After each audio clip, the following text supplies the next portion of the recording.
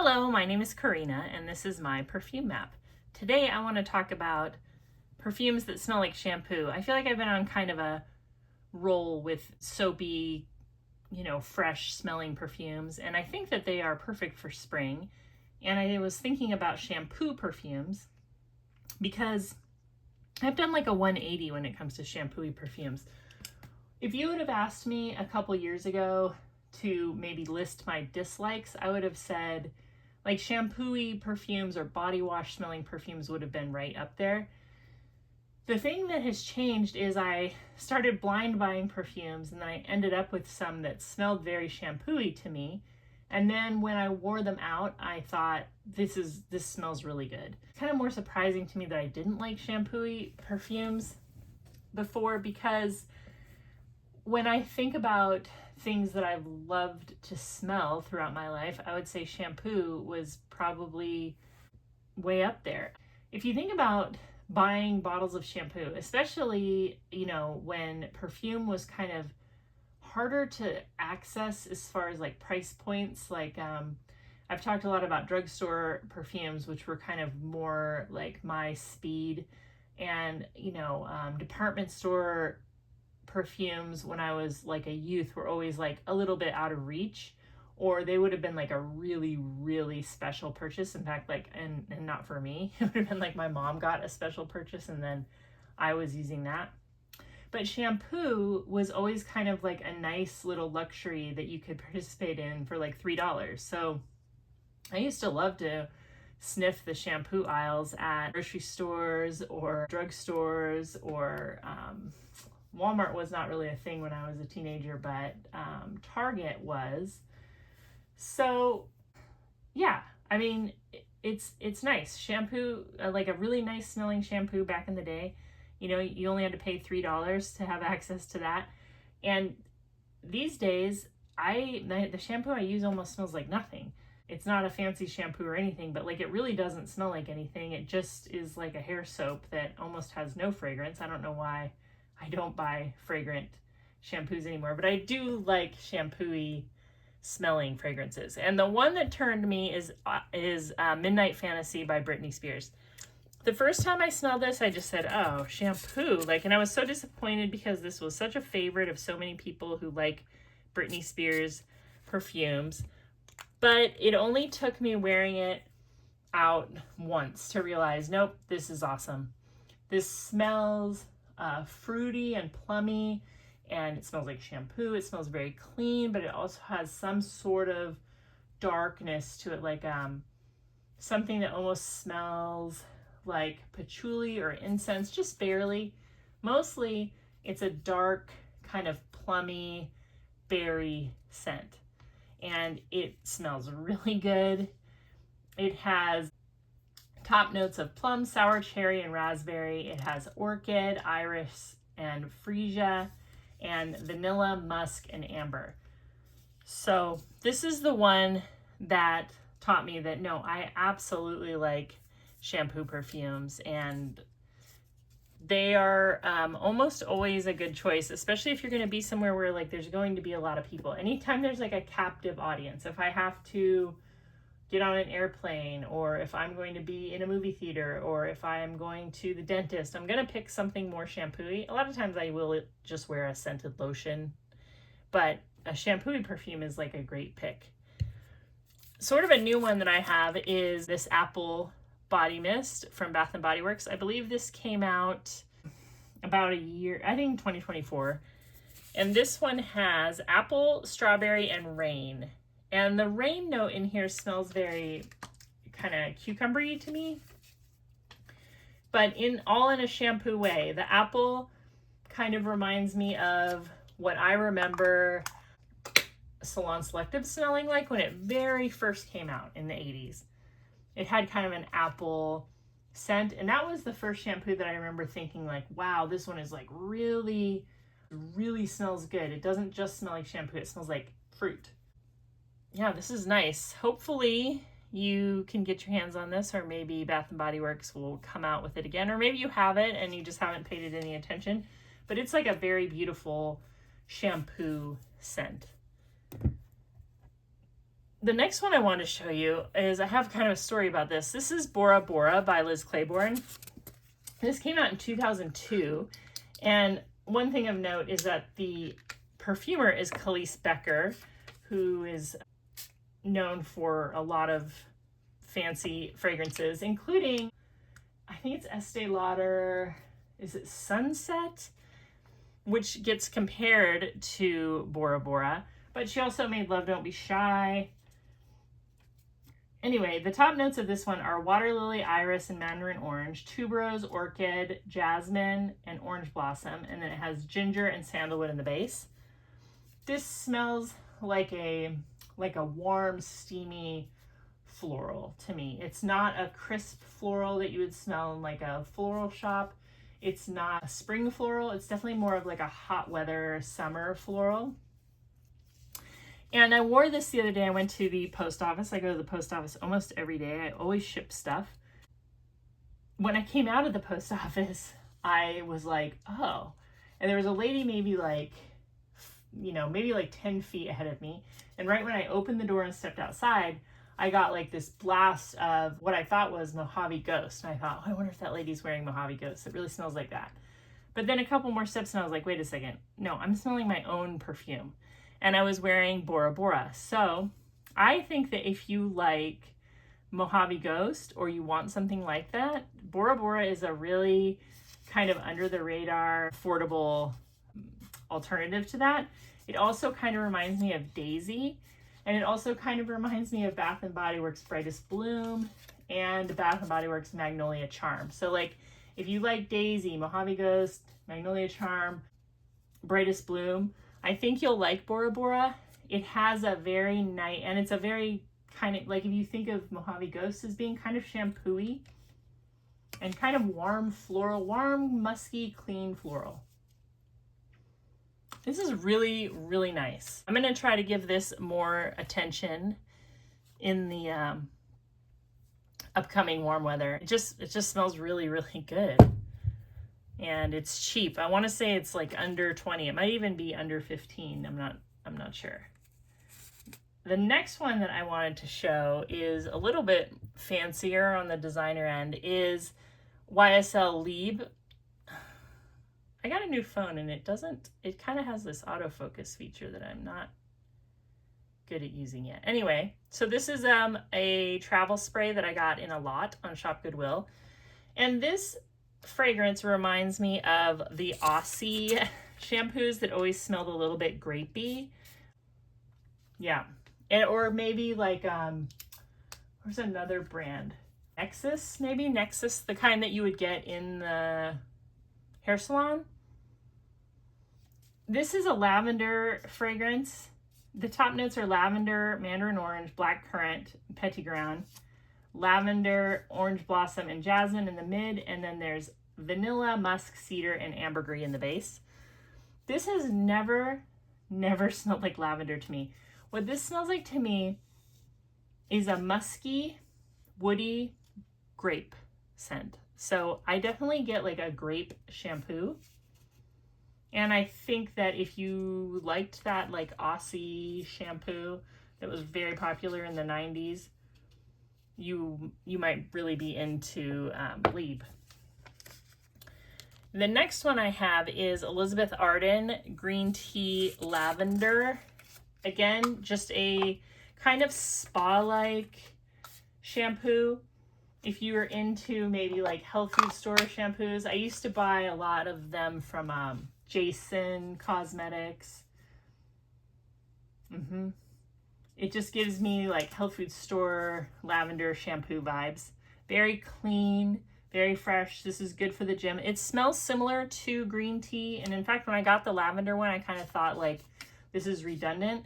But I think I actually like this one a little bit better than the green tea because of that kind of earthy lavender. Lavender can also smell kind of sage-like. This one does.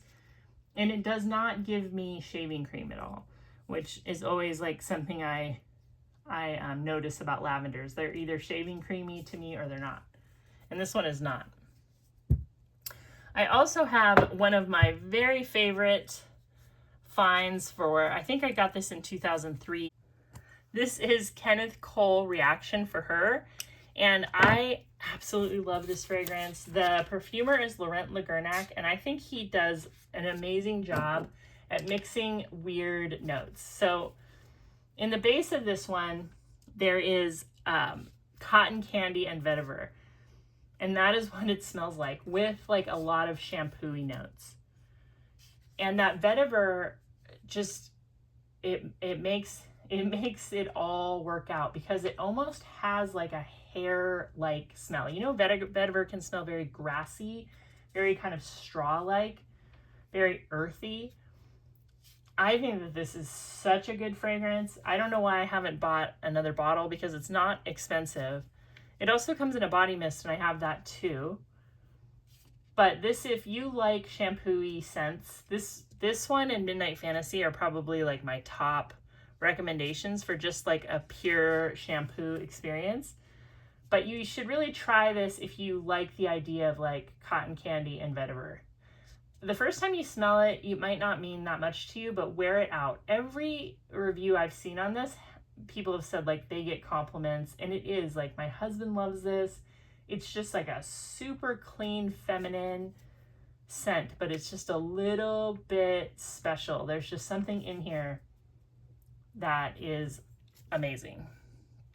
So that's Kenneth Cole Reaction for her. And now all of the rest of them I want to show you are fragrance oils.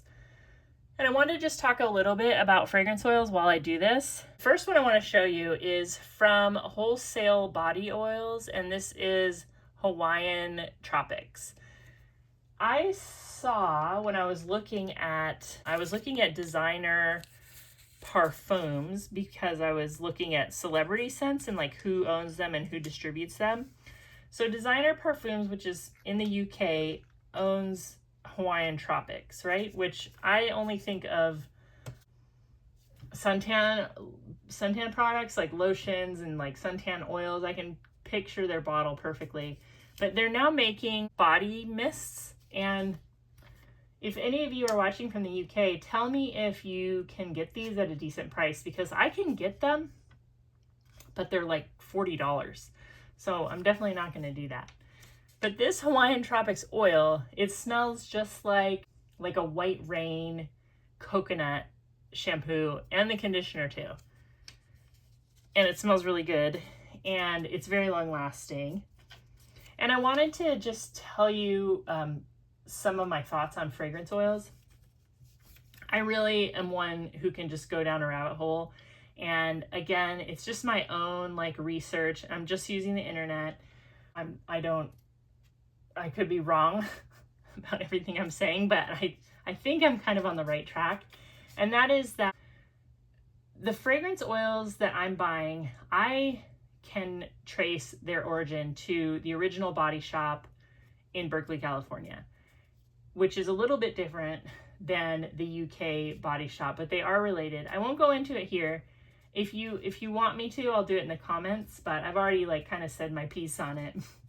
But I can tell you that the original body shop that started in Berkeley, California in 1970 was definitely buying fragrance oils from a laboratory and selling like these 10 ml bottles. They weren't roller balls, they just had a screw top, for about $4. And you could get Rain, China Rain. They actually invented the scent China Rain at the body shop. The employees there created it. You could get Peach, Green Apple, and they would scent shampoos there for you, or lotions, all kinds of stuff. And it was fragrance oils, like coming from a lab. These were synthetic oils. Nobody really was asking how natural they were back then. That just wasn't really the way people tried to be eco-friendly. It was kind of more about being able to bring your container back and refill it. So I have been wearing fragrance oils for a very long time, and I do not have an issue with them. Some people do. Some people will say, oh, you shouldn't wear fragrance oils. Those are just for candles. But I've shown you IFRA certificates on these, and they are mostly also perfectly fine to use as perfumes. And they're usually pretty inexpensive, and they're usually pretty long lasting. The only things you need to look out for is like, what I think some of them, if you get one and it's like super weak, I think some people are buying like a big